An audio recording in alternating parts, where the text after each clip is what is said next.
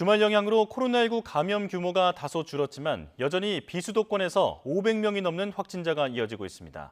특히 외국인을 중심으로 한 확산세가 추석 연휴 이후 계속되고 있는데요. 현장에 취재기자 연결합니다. 이윤재 기자. 네, 대구 국채보상기념공원 선별진료소에 나와 있습니다. 네, 대구에서는 외국인 확진이 이어지고 있다고요? 그렇습니다. 대구에서는 추석 이후에 외국인 감염이 계속해서 이어지고 있습니다. 제가 나와 있는 이곳 선별진료소에서도 뒤로 보이는 것처럼 외국인을 포함해 많은 사람들이 진단검사를 기다리고 있는 모습입니다. 줄을 선 사람 가운데 2명 중에 1명 정도는 외국인일 정도로 그 비중이 높습니다.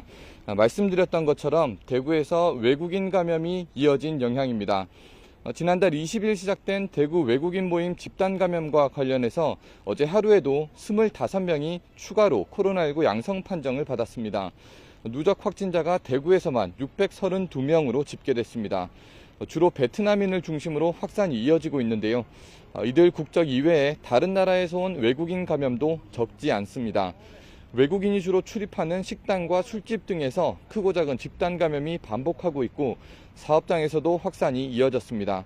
대구시는 한 차례 검사를 받은 외국인도 나흘 뒤에 다시 진단검사를 받도록 하고 또 외국인 백신 접종도 늘려나간다는 방침입니다. 네, 대구 이외 다른 지역은 상황이 어떻습니까? 네, 대구와 맞닿은 경북 지역에서 어제 하루 97명이 코로나19 양성 판정을 받았습니다. 비수도권 지역 중에서는 가장 많은 숫자인데요. 경북 영천과 성주 등에서 확진자가 집중됐습니다. 영천에서는 270명 정도가 일하는 자동차 부품 회사에서 집단 감염이 발생했습니다. 어제 하루에만 28명이 확진됐는데 이 가운데 외국인이 22명으로 확인됐습니다. 성주에서도 주물업체 한 곳에서 외국인 12명을 포함해 모두 19명이 감염됐습니다.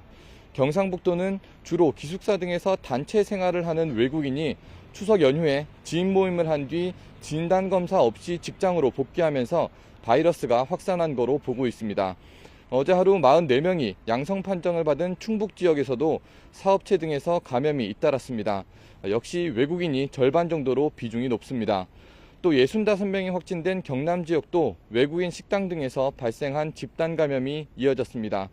방역당국은 외국인이 많은 공단 등을 찾아가 이동 검사를 벌이는 등 확산 차단에 총력을 기울이고 있습니다. 지금까지 대구 국채보상공원 선별진료소에서 YTN 이윤재입니다.